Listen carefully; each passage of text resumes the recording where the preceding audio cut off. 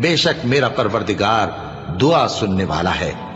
ए परवरदिगार, मुझको ऐसी तौफीक इनायत कर कि नमाज पढ़ता रहूं और मेरी औलाद को भी ये तौफीक बख्श। ए परवरदिगार, मेरी दुआ कबूल फरमा।